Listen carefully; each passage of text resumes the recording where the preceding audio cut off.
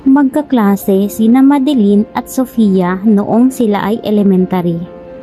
Hindi sila ganoon ka-close dahil matalino si Madeline at may kaya sa buhay, samantalang si Sofia ay hindi ganoon katalino at hirap sila sa buhay.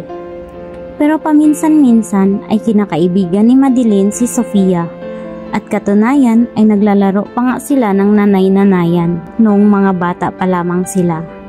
Dahil magkaedad lamang silang dalawa.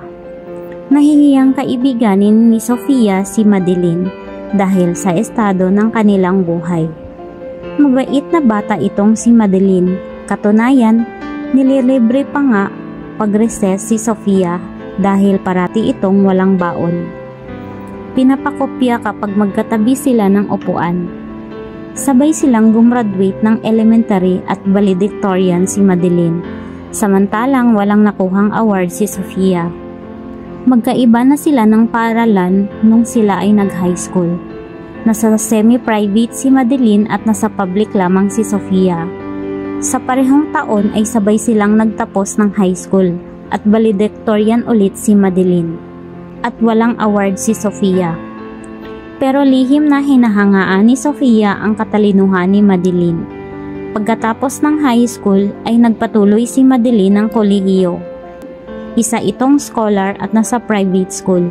Samantalang si Sofia ay namasukan bilang katulong sa mga mayayaman dahil walang pangtustos sa kanya ang kanyang mga magulang kung magpapatuloy ito sa kolehiyo. Dahil 6 silang magkakapatid at kapos sila sa pera. Lumipas ang 3 taon at nagkaroon ng opportunity si Sofia para makapag-aral ng college. Dahil mayroong dumating na scholarship para sa kanya at magfo-4th year na noon si Madeline sa college. Gumraduate si Madeline na cum laude at pumasa din ng board exam. At isa na itong ganap na guro. Nasa 2nd year college pa lamang noon si Sofia. Hangang-hanga si Sofia kay Madeline, isa siya sa kanyang mga inspirasyon sa pag-aaral. Kaya lalong nagsumikap si Sofia na panatilihing mataas ang kanyang mga grades. Kung wala man siyang nakukuhang award noong elementary at high school, ay iba na ngayon.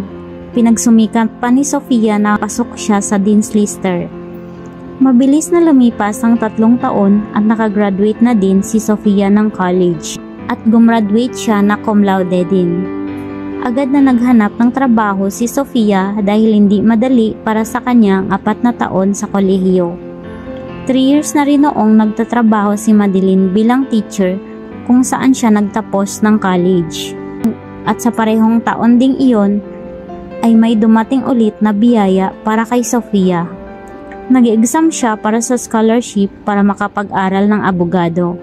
Iyon kasi ang pangarap ni Sofia. Pumasa siya sa exam at nakuha niya ang scholarship. Pinagsabay ni Sofia ang trabaho at pag-aaral. Mabilis na lumipas ang 4 na taon at gumraduate na ng law si Sofia. At sa taon na ding iyon ay nakapasa siya ng bar exam, hindi lang pumasa at nasa top 10 pa. Nagbunga lahat ng pinaghirapan ni Sofia at ganap na siyang abogado. Nag-apply si Sofia sa isang law firm at dahil nga top 10 siya sa bar exam ay agad siyang nakuha.